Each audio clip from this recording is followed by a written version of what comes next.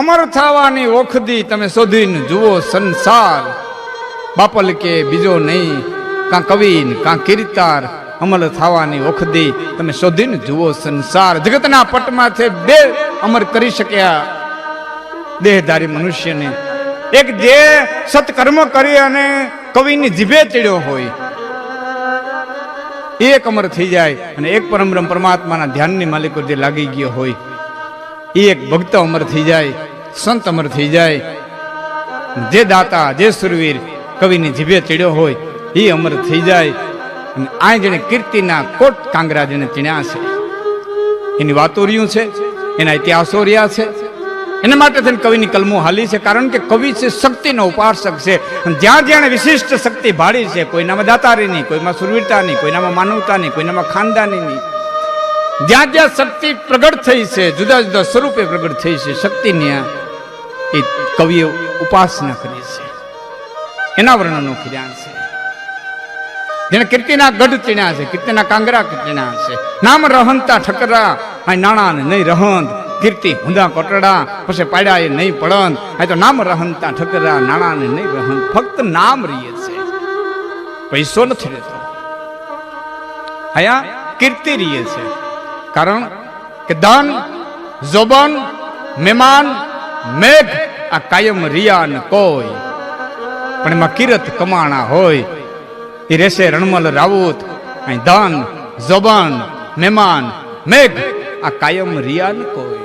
એમ મહેમાન કાયમ નો રહીએ, વરસાદ કાયમ નો રહીએ, જુવાની કાયમ નો રહીએ, એમ જોબન કાયમ નો રહીએ, એમ ધને કાયમ રહેતું નથી. લક્ષ્મી અતિ ચંચળ છે, પણ એ આવી હોય અને એ સમયે કોઈ કીર્તિના જે ગઢ ચણી દીધા છે એ કાયમી માટે અમર રહ્યા છે. એવી અમર કીર્તિને વરેલા કડીખમ વ્યક્તિની મારે આજે વાત માંડવી છે. આજી નદીની કાંઠે તારાણા નામનું પંખીની માળા જેવું ગામ. એ પંખીના માળા જેવા ગામની માલિકો આજ હોપો પડી ગયો છે, કારણ અમદાવાદની ચડાઈ નાનકડા એવા ગામની માથે આવે છે. જોરાળા જમ જેવા જોધા એ તારાણાના તખત પર ચડ્યા. તુર્કના જોરાળા જમ જેવા ઘણ જોધા, પણ રાજપૂતી રીતને રાખવા રણમલે કમર તો કસી હતી લડી લેવા. એ રણમલસિંહજી નામના રાજપૂત, એના ઘરના ની માથે અમદાવાદ સુબો મોહમ્મદ બેગડાની નજર પડેલી, અને ઇજ્જત બચાવવાની જ્યારે વાત આવી અને ઉભી રહી છે, ત્યારે થોડી વાર તો રાજપૂતે કમર કસી લીધી કે લડી લેવું છે. કારણ કે પુત્ર ત્રિયા કાદ ધન રક્ષા નીકે કીધું તું હે, પુત્ર ત્રિયા ધન રક્ષા આત્મા સુકાદ है, पुत्र त्रिया नासत ही आपको बचाई लीजिए, पुत्र त्रिया फिर है न अंग को इलाज है, धन जाता राखे कुल, कुल जाता राखे जीव, जीव जाता राखी लीजिए. वाको नाम लाज है, कारण के लाज गए गए कीर्ति, कीर्ति गए गयो मान, मान गए जीवित तो मृत्यु के समान है. लाज ने, इज्जत ने, कीर्ति ने बचावी लेवा माटे थई અને રાજપૂતે કમર કસી. સાના માણસોએ સમજાવ્યો સાનમાં, ડાયા માણસોએ કીધું સતા હામું સાન પણ નકામું છે, મુઠ્ઠી જેટલા માનવીઓ આપણે કંઈક ઉપાય ગોતીએ, ઉતાવળ ન કર.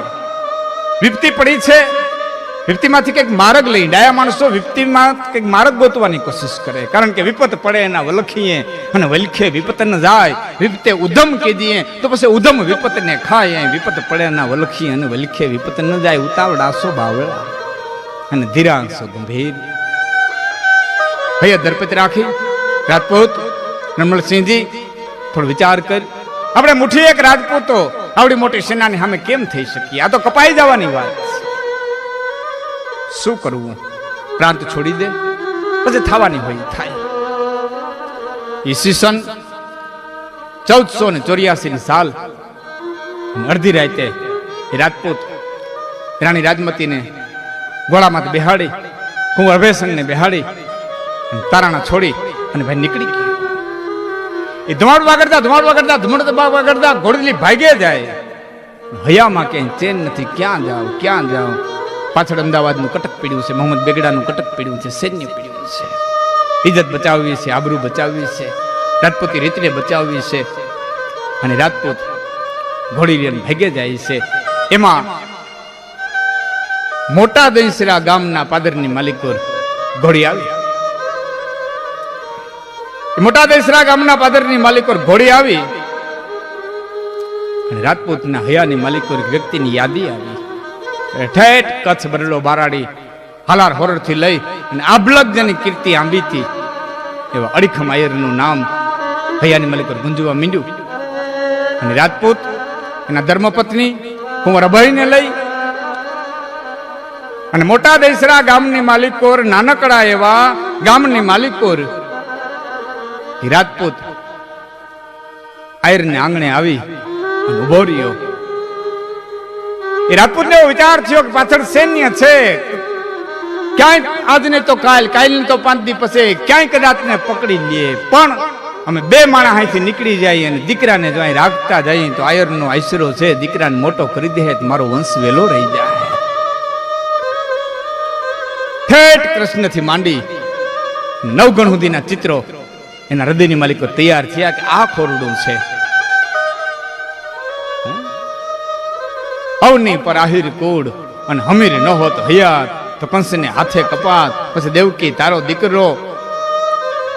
આ ખોરડું છે. દર ધમણા પાંડર હિંગા અને જોકુડ આહિર ન હોય તો મેયું માગણ અને મંડળી કે અધર ઉચાળા હોય. અહીં દર ધમણા પાંડર હિંગા અને જોકુડ જાહિર ન હોય તો મેયું માગણ અને મંડળી અધર ઉચાળા હોય. દુનિયા ઝાકારા દીએ જેને રાખે નહીં ઘરમાં રાણ, એને માથા હાટે મૂલવે તો આહિરના ઈંધાણે તો દુનિયા ઝાકારા દીએ. જગત આખું એમ કે તું જવા દે, જવા દે, જવા દે, જવા દે. મોટી મોટી મેળીયું એ જેથી દીધેલો ઝાકારો, તેથી આહિરડે દીધો તો આવકારો. આ ખોરડું છે. અને આયરની આંગણે આવી અને રાજપૂત ઉભો રહ્યો છે. આહિરવની પર કુરુધરની દર જા ઘર ગિરધર આ વસ્યો. એક વખત જે ખોરડે કૃષ્ણમાં આવ્યો તો એ આહિરની આંગણે આવી અને રાજપૂત ઉભો રહ્યો. બધા મકવાણાને ખબર પડી અને દોટ મૂકી, ગળગળતી દોટ મૂકી ઘોડાને લગામ ઝાલી. રણસિંહજી હેઠા ઉતરો, છાયસું પીઓ, મારા મહેમાન થાવ. આપા બોજા ઉતરવાનો સમય નથી.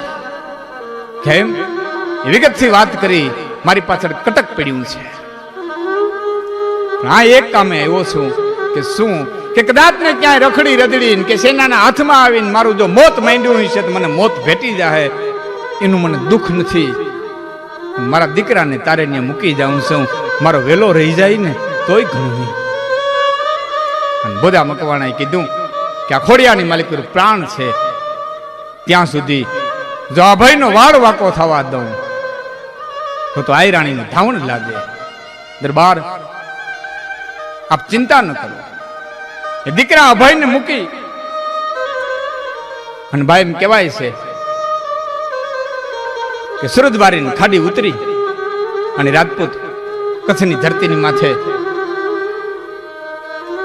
ઉતરી ગયો. ભાઈ આ બધું ધીમે ધીમે ધીમે ધીમે સમય વેતો ગયો. એમ વાત વેતી ગઈ. એ વાવડે વાત પલાણ કરી અને અમદાવાદ સુધી પહોંચી. મોહમ્મદ બેગડાના કાનની માથે વાત ગઈ. અને એક દિવસ એ મોહમ્મદ બેગડાના માણસો દહીસર ગામની માલિકો આવી અને ઉતારા નહીં ખાય. કહા હે બોજા, બોલાવો. આવ્યો ભાઈ અડી ખમાયર. એ કાટ કાટ કાટ કાટ કાટ ચોરાના પગથિયા ચડ્યો. છાતીની ઢાલ જેવી કરીને ફાટ ફાટ જેવડી આંખો. એ કદાવર દે એ ચોરે આવીને બેઠક લીધી. કેમ બોલાવ્યો? એ અડગ આદમી બેઠો, મુછ ભલી જેના મોઢા ભલા, જેના કરમીન ભલા કપાળ. આ ઓછાયા પણ નો ડગે આવો ઠડણ નર થોભાણ, જેની મુછ ભલી, જેના મોઢા ભલા, જેના કરમીન ભલા કપાળ. પોતે તો નો ડગે પણ જેના ઓછાયા પણ નો ડગે, જેનો ઓછાયો ઠડકે નહીં, આવો ઠાડણ નર થોભાણ. ચોરે બેઠક લીધી. અને સુબાના માણસોએ કીધું કે આપા બોધા સાંભળ્યું છે કે નર્મલના વંશને તમે ઉછેરી રહ્યા છો, મોટો કરી રહ્યા છો, અમારા દુશ્મનને તમે હિંગરો છે. અમે સમજીએ છીએ એ બાળક છે,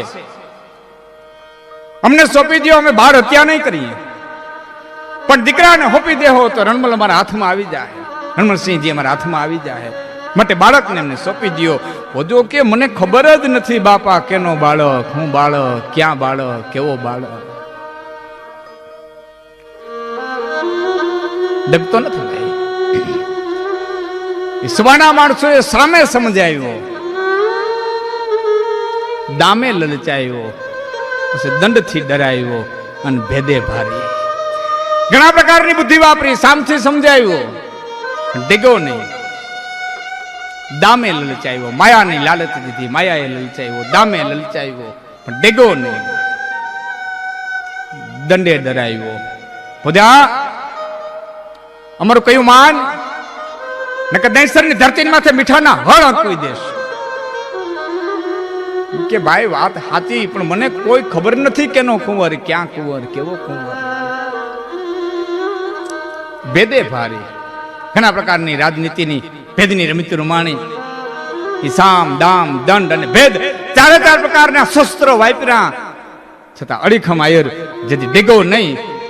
ત્યારે સુબાના માણસોએ કીધું કે જનેતાને બોલાવો. કે કેમ? કે માં છે, બોલાવો. અને આ બાજુ માણસોને હુકમ કર્યો કે ગામમાંથી સુતારોને બોલાવો. અને આવ્યા ભાઈ ઉતારો, ધ્રુતા ધ્રુતા ધ્રુતા ધ્રુતા 94 પગથિયાં ચડ્યા. એ બધા મકવાણાના પગની ઘૂંટીની માથે શિયારડી મંડાવી અને મીંડા ઉતારો શિયારડી ફેરવવા, એ છેદ મીંડું પડવા, હાડકાની મંડી કણસું ઉડવા. એ શિયારડી ફરે છે, પણ જેમ જેમ ઘરાર ઘરાર ઘરાર ઘરાર ઘરાર એ લોહ ફરતું જાય છે, એમ એમ બોધાના મુખનું તેજ વધતું જાય છે. આહિરની અમીરાત ટપકે છે, નૂર ટપકે છે, તેજ વધે છે, ડગતો નથી. અને એમાં માણસોએ કીધું કે ના જનેતા આવે છે, જનેતાને બોલાવો. અને તેજી અડીખમ આયરાણી 94 પગથિયાં ચડી. સુબાવને એમ કે માં છે, માનું હૃદય છે ને દ્રવી જાહે. દીકરાના પગની માલિકો શિયારડી હાલતી એ જનેતા જોઈ નહીં શકે. અને કદાચ ને બોજો નથી બોલતો, પણ તો માં બોલી જાહે. માં આ દીકરાની વેદનાને જોઈ નહીં શકે, કારણ કે માં છે. મોઢે બોલીએ માં, તમને હાથે નાનું પણ સાંભળે, પછી મોટોપણની મજા બધી કડવી લાગે. કાગડા જમ જડાફા ખાય, જેના ગટડામાં ઘોડા ફરે તો છોરોની ચિંતા થાય. એને કેમ વિસરીએ કાગડા, નાડું કામતરા કરે અને ધમણે હાહ ધમાય તો છોરોની ચિંતા થાય. એને કેમ વિસરીએ કાગડા. કવિ કાગ એક દો તો અદભુત કીધો છે, હે માં તારો પ્રેમ છે, તારો મીઠો આવકારો છે, હયાની માલિક રહ્યું વાયલભ છે કે કદાચ નું કઠિન તપસ્યા કરો તો શિવ મળે, રામ મળે, કૃષ્ણ મળે. પણ હે મારી માં ધાનભાઈ, હવે ગમે એટલી તપસ્યા કરું ને તો કોઈ દિવસ તારો તુકારો મને ન મળે. ભગવતને ભજતા અહીં માહેશ્વરે આવી મળે, પણ મળે ને એક જ માં. અહીં તો કરોડ ઉપાયે કાગડા મળીને હરીને માં, તેથી પરમે હર પશુ થયા. પછી જાયો ને જસોદા, એ તો કાનો કહેવાણો. કાગડા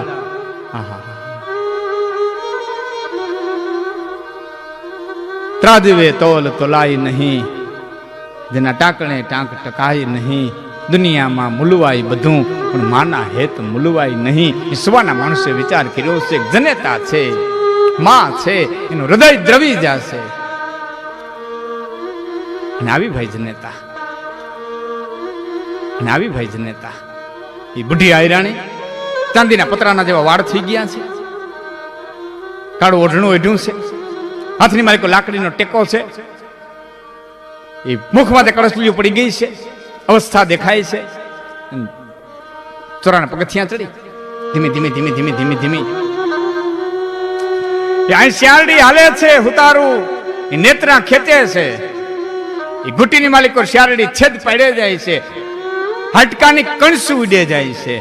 અને આવી જનેતા એ થોડીક હાડકાની કણસ ભેરી કરી અને પોતાના નાક પાસે લઈ આવી, એક ઊંડોથી શ્વાસ લઈ એ આમ ખખેરી જાજરમાન આયરાણી હાલતી થઈ.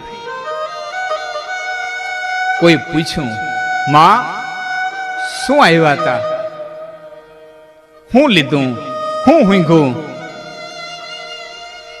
એ મરક મરક દાંત કાઢીને આયરાણી એટલું બોલી હતી કે બોદાના પગમાંથી જે હાડકાની કણસું ઉડે છે ને એની સુગંધ લીધી. કે એમાં કેમ સુગંધ લીધી? કે સુગંધ તો એટલા માટે લીધી હતી કે હું જોતી હતી કે બોદાના હાડકાની માલિક હજી મારા ધાવણની સુગંધ આવે છે કે નહીં. કે આવે છે કે હા, મારા ધાવણની સુગંધ આવે છે. હવે મને હૈયા સુધી વિશ્વાસ છે કે મારો ભોજો નહીં ડગે, મારો ભોજો નહીં ડગે. આ ધાવણની તાકાત. અને અહીંયા શેરડી મંડી ફરવા. ઓહો, એ ઘણા ઘણા પ્રકારે એના શરીરને વિંધવાની કોશિશ કરી, પણ અડીખમ આયર ડીગો નહીં ભાઈ. અડાભીડ મરદ ડીગો નહીં. એ તો મૃદાનગી છે. હા, દેવું, મરવું, દાજવું, ઝાલવી ખગારી જટ કલો કહે સુણી ઠાકરા એટલી વહીમની ખતરી વટ. એ તો દેવું, મરવું અને દાજવું, પછી ઝાલવી ખગારી. ધર્મને હાચવી રાખવો, આશરા ધર્મને હાચવી રાખવો. એ તો તલવારની ધાર માથે હાલવા દેવું છે. ધર્મને હાચવો ને, દેવું, મરવું, બીજાને ખાતર પોતાના પ્રાણને હોડની અંદર મૂકી દેવા બહુ અઘરું છે. એ પોતાના પગની માલિકો શેરડી હાલે છે. આગળી માની જાય, આગળી માની જાય, આગળી માની જાય. એ હુતારો થાકી ગયા, હુતારોના બાવડા રહી ગયા. એ પગ વિંધાઈ ગયો, હાડકાની કણસું ઉડી ગઈ. પણ આદમી એકનો બે નથી. મને ખબર જ નથી કોણ અભય, કોણ કેનો દીકરો, ક્યાં દીકરો. એકની બે વાત ન કરી. અભય સંગ રાજને અભય પદ આપીને વિંધાવે શરીરને વીર ભોજો. હે અભય સંગ કુંવરને અભય પદ આપીને વિંધાવે શરીરને વીર ભોજો. એ પૈની સુગંધને પીછાણી આયરાણી વધીતી એટલું કે આ હીરો કોક આવા હોજો. હકડે ઠઠ માનવ મેદની ઉભી હતી અને જનેતાએ પડકારો કરીને કીધું તો કે આયરના દીકરાઓ થાવ ને તો મારા ભોજા જેવા થઈ જાઓ. પૈની સુગંધને પીછાડી જનેતા ઉચરી કાહીરો આવા હોજો. એ ભોજો એકનો બે નથીઓ. ભોજો ડેગો નહીં. હારી ગયા સુબાના માણસો, હિંમત હારી ગયા. શેરડી મંડાવી અને હિંમત હારી ગયા. એટલે તો કવિએ કીધું છે કે અડગ અડા ભીડ ડેગો નહીં દઈ સરે, અડગ અડા ભીડ ડેગો નહીં દઈ સરે, અને કલબલાની ફાવી નહીં કોઈ કારી. કલબલી ભાષા બોલનારા, કલબલાઓની ફાવી નહીં કોઈ કારી. આ રણમલના વંશને રાખ્યો રીણમાં, પછી ભોજાની કીર્તિ વધીતી ભારી. રણમલના વંશને અહીં રાખ્યો રીણમાં, તો ભોજાની કીર્તિ વધીતી ભારી. એક તો કીર્તિ હતી અને એમાં આ પ્રસંગથી એની કીર્તિ આભે અડી ગઈ હતી. છોડી નહીં કુળની શાન, બહાદુર હીરના બેટા, અડીખમ આભના ટેકા. અને છતાં જેણે પોતાની ઇજ્જતને, આબરૂને જેને જાળવી રાખી છે, દીકરા દે એને જાળવી રાખી છે, શરીર વિંધાવીને જાળવી રાખી છે. અને પોતાના દીકરાઓની માથે ગરદન મુકાવે, તલવારું મુકાવી, અને જેણે પોતાની શાનને જાળવી રાખી.